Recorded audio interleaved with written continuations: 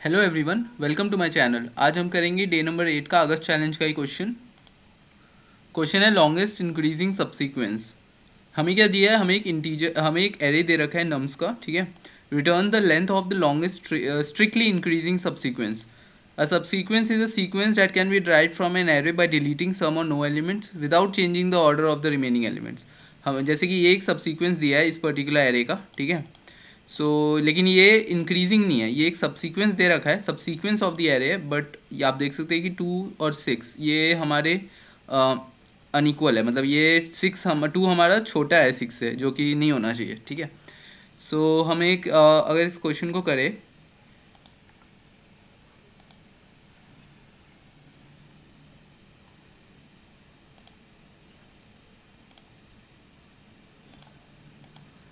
Approach क्या लगा है इस क्वेश्चन को करने की। जैसे अगर मुझे ये दे रखा है 0 1 0 3 2 3, मैं इसमें डीपी और 2 पॉइंट अप्रोच यूज़ कर लूँगा इसको सॉल्व करने के लिए।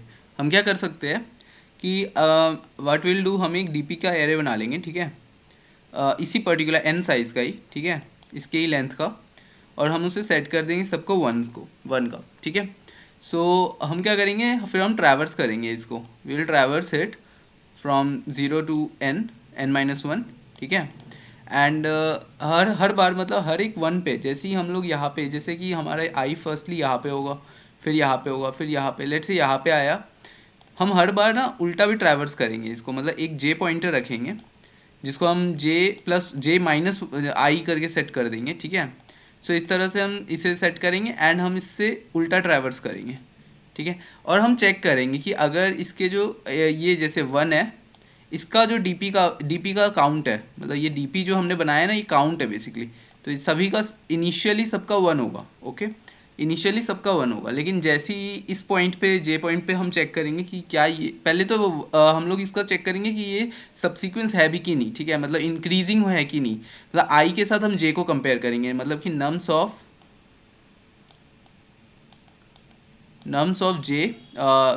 Of i should be greater than nums of j, ठीक है। ये होना चाहिए, ये केस होनी चाहिए, then only it will work.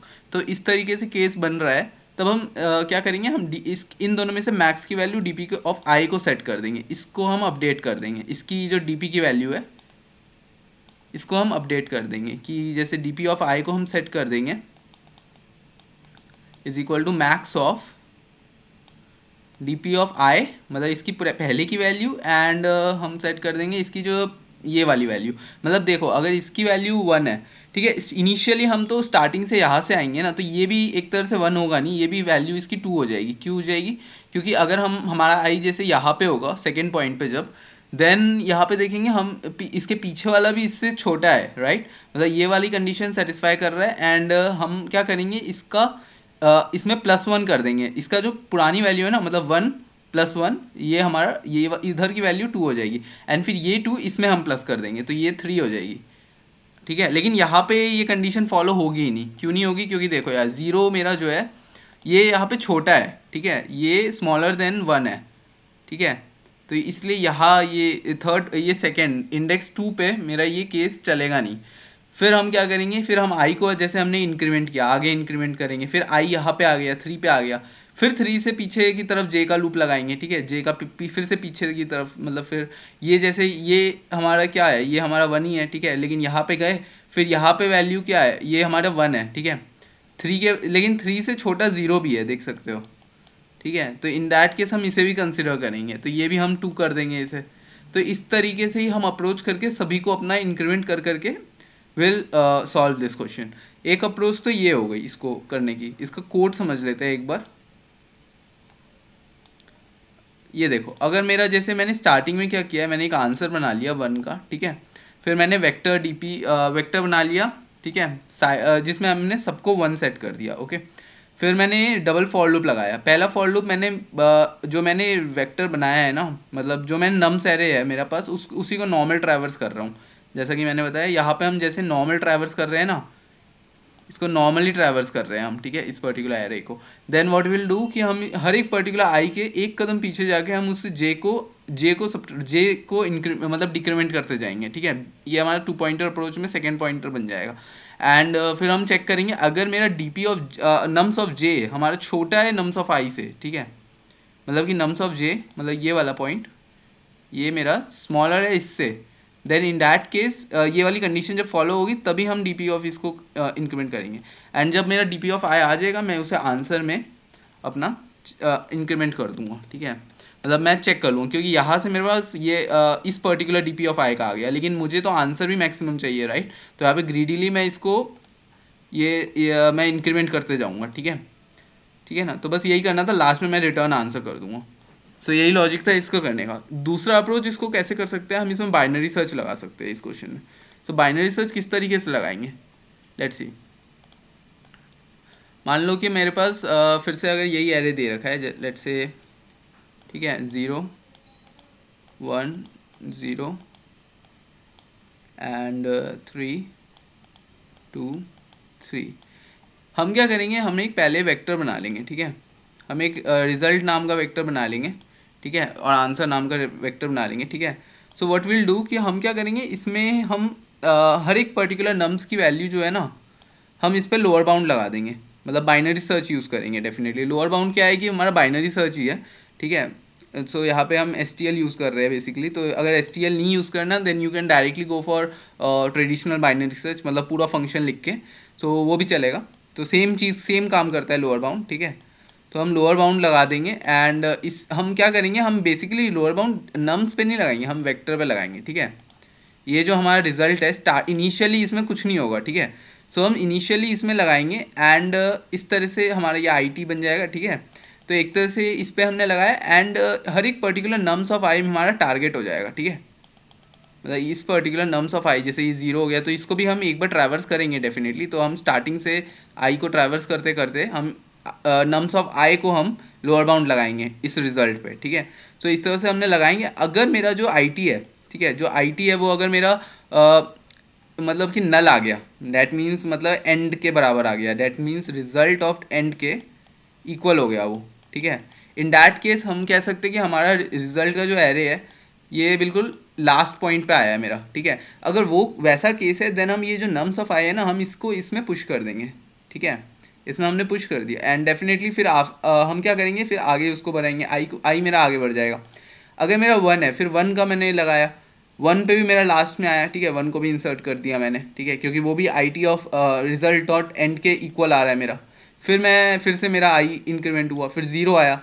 This is the case कि मेरा 0 जो है वो यहाँ पे आ जाएगा कहीं, ठीक है, मतलब वो 1 से पहले आ जाएगा। तो इन दैट केस मैं यहाँ पे क्या करूँगा, मैं यहाँ पे पुश नहीं करूँगा, मैं जो वैल्यू उस पर्टिकुलर IT का जो एड्रेस है ना इस पर्टिकुलर रिजल्ट में, मैं उसी को चेंज कर दूंगा नम्स ऑफ आई से, ठीक है। सो इस तरीके से हम मैनेज कर लेंगे नम्स, मतलब जो वैल्यू पहले से होनी चाहिए, मतलब जो बड़ी वैल्यू है सिर्फ वही मतलब जो बड़ी वैल्यू है वही हमारी पुश हो, और जो छोटी वैल्यू है वो सीधा जो एग्जिस्टिंग वैल्यू है उसे ही हमारा रिप्लेस करे, ठीक है। सो इस तरह से ये हमारा पूरा कोड का बन जाएगा एंड एट द एंड हमें क्या चाहिए, हमें उसका लेंथ चाहिए। सो ये पूरा रिजल्ट का जो लेंथ है हम सीधा रिटर्न कर देंगे। सो टाइम कॉम्प्लेक्सिटी इस ऊपर के पर्टिकुलर केस में हमारी काफ़ी ज़्यादा बनी, ठीक है। ऊपर की पर्टिकुलर केस में हमारी time complexity around log F हमारी बन जाएगी O(n²), ठीक है, O(n²) की कॉम्प्लेक्सिटी बन गई। एंड यहाँ पे लेकिन यहाँ पे स्पेस कॉम्प्लेक्सिटी भी हमारी O(n) की अप्रॉक्स चली गई, ठीक है, क्योंकि हम एक DP का एरे भी बना रहे हैं, तो उसी में हम उसमें भी हमारी टाइम जाएगा। या इस केस में हमारी जो टाइम कॉम्प्लेक्सिटी है वो log(n) हमारी जो बाइनरी सर्च लगा रहे हैं उसकी वजह से, बट यहाँ पे ट्रैवर्सल भी हो रहा है, राइट, मतलब एक n का ट्रैवर्सल भी हम कर रहे हैं, सो ये n log n की टाइम कॉम्प्लेक्सिटी भी जाएगी इसकी। डेफिनेटली हमको स्पेस भी यूज़ कर रहे हैं हम, लेकिन स्पेस में भी वर्स्ट केस में हमारी O(n) जा सकती है, ठीक है, बिकॉज रिजल्ट यूज़ कर रहे हैं हम, एक रिजल्ट वेक्टर बना रहे हैं। बट अगर केस हमारे छोटे हैं देन ये कम भी हो सकती है वैल्यू, ठीक है। तो ये हमारे आंसर पे डिपेंड करता है कितना हमें हमारा लॉन्गेस्ट सब सीक्वेंस है। अगर वो 4 है तो मतलब 4 है तो 4 तक ही रिजल्ट की साइज़ जाएगा, तो ये वर्स्ट केस में O(n) जा सकता है। लेकिन कोई इसका कोड समझ लेते हैं। ये हमारा ब्रूट फोर्स वाला, मतलब डीपी का। And this is my binary search code. So ये वाला देखो कि अगर मैंने जैसे वेक्टर बनाया, वेक्टर जैसा कि मैंने बोला एक वी बना लिया हमने, ठीक है। एंड हमने क्या किया, हमने एक इंट, हमने पूरे नम्स को मैंने ट्रैवर्स किया, ठीक है, ट्रैवर्स किया हमने, वहाँ पे लोअर बाउंड लगाया, मैंने वी पे ही लोअर बाउंड लगाया। एट दी एंड वी मेरा कुछ नहीं है, सो मैंने इसमें नम्स ऑफ आई को टारगेट पे रखा and V dot begin V dot and. And अगर मेरा आई टी जो कि एड्रेस है वो वी डॉट एंड पे आ रहा है, ठीक है, तो मेरा वी डॉट पुश बैक कर देगा नम्स ऑफ आई। नहीं तो मैं वो जो एड्रेस है ना पर्टिकुलर, वो पॉइंटर, सो उसी को मैं नम्स ऑफ आई सेट कर दूंगा, ठीक है। बस इतना ही था। सो ये मैंने एस टी एल यूज़ किया है, ठीक है। सो अगर समझ में नहीं आया, लोअर बाउंड बेसिकली हमारा वही एलिमेंट, मेरा जो नम्स ऑफ आई का जो पर्टिकुलर इंडेक्स है ना वो रिटर्न करता है, ठीक है, लोअर बाउंड। एंड अगर वो है तो ठीक है, नहीं है लेट्स से लोअर बाउंड में अगर मेरी नम्स ऑफ आई एग्जिस्ट नहीं करता वी में, देन वो मेरा एक कदम आगे की वैल्यू देता है। उसी की वजह से मेरा जो, अगर मेरा वैल्यू बड़ा है सबसे, तो और वैल्यू मेरा वी में नहीं है, देन इन दैट केस मेरा वी डॉट एंड पे मेरा वो वैल्यू पॉइंट करेगा, ठीक है, तो आई टी पॉइंट करेगा। सो इन दैट केस मैं यही करूँगा पुश बैक, एंड नहीं तो मैं उसको सीधा चेंज कर दूंगा, आई टी का जो पॉइंटर है उसी को मैं चेंज करूँगा, ठीक है। सो एट लास्ट मेरा जो वेक्टर का साइज़ होगा वही मैं रिटर्न कर दूंगा। So this will be it, ठीक है। सो आई होप क्लियर होगा। एक बार रन करते हैं कोड को, एक्सेप्टेड, सबमिट कर लेते हैं, सक्सेस। होपफुली समझ आ गया होगा। अगर वीडियो अच्छा लगा हो तो लाइक कर देना, एंड या अभी तक सब्सक्राइब नहीं किया तो सब्सक्राइब कर लेना चैनल को। So see you in my next video, bye.